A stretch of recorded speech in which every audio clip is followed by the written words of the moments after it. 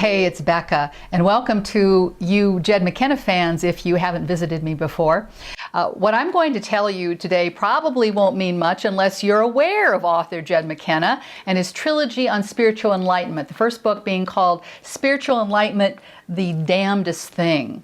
His work has acquired a large cult following, even though we have no idea who the Jed McKenna is. The author writes under this pseudonym and is elusive. There's a Facebook page and a forum or two under his name, but those are said to be bogus. He doesn't do interviews or make appearances. He just writes these books about his experiences as an enlightened being and offers a roadmap for others to become enlightened or self-actualized, awakened, whatever you want to call it. I'm an admirer of Jed McKenna's no-nonsense writing because he tackles the tricky, sticky topic of New Age spirituality and basically talks about its empty promises. This resonates for me because I roamed the landscape of New Age spirituality for a long time, decades, looking for relief from heavy emotions, a lot of fears that were driving my life. Of course, when you're in this predicament, you are looking for a solution, something to turn off that internal war within yourself. I attended countless retreats and workshops, presentations by spiritual teachers. The New Age approach is don't think these heavy, dark thoughts. Think or visualize or meditate on these light, happy thoughts. Before I knew better, I tried it over and over and over again and really worked at it. I so wanted to move out the feelings of depression, inadequacy, anxiety, grief, on and on.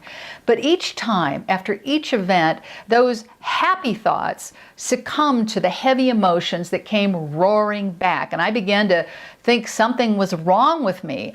Why couldn't I do it? So Jed McKenna's work opened my eyes to what was going on regarding the New Age spiritual merry-go-round. Here's a dollop of his description of New Age spirituality. It's a little long, but it's worth it.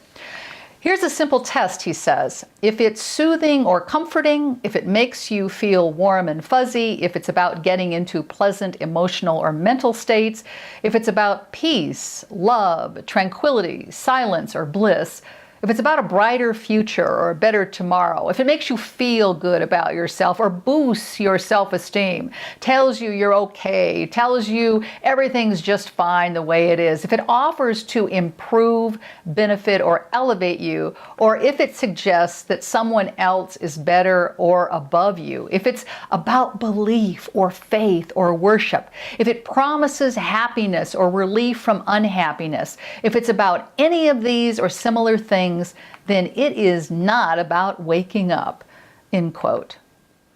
Waking up meaning becoming self-actualized, which, as he contends, isn't possible with New Age approaches.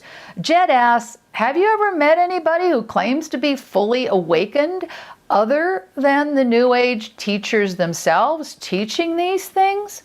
He points to an entire economy that's based on selling New Age events and books, clothes, and gigas. So debunking New Age thinking is not going to make him popular in the mainstream. At the same time, he describes the process of moving toward the awakening process. It's an involved self-investigation, very inward. He refers to it as spiritual autolysis. Autolysis is a process of self-digestion, and in this case, self-digesting all the erroneous, ego-based, and fear-based beliefs about yourself, whether it's I'm not good enough, or any other kind of fear or anxiety about the future. This process of spiritual autolysis, he says, is about a 2-year inquiry that leads to advanced levels of consciousness. I was ready to escape from the New Age merry-go-round, but I couldn't grok his explanation of how to do it. And a review of the internet shows countless others scratching their heads too. So I went on my own search about 18 months ago for a form of spiritual autolysis that would move me toward healing my emotional woundings, leading to self-actualization. That is, reaching advanced levels of consciousness. I found the answers to spiritual autolysis in the ancient practices of Eastern holy men thousands of years ago who used vigorous body and breath work to activate vital energy points, let's call it the nervous system in scientific language, in order to access the deep traumas that keep us in modes of fear.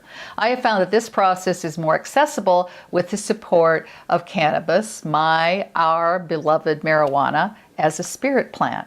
And if you want to know more about this, I invite you to explore some of my other videos, and I will be sharing more about this form of, let's call it, spiritual autolysis as we move along.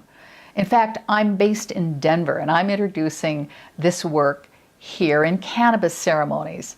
And to find out more, do move over to my website and sign up there so we can be in touch. I'm Becca, and I'll see you next time.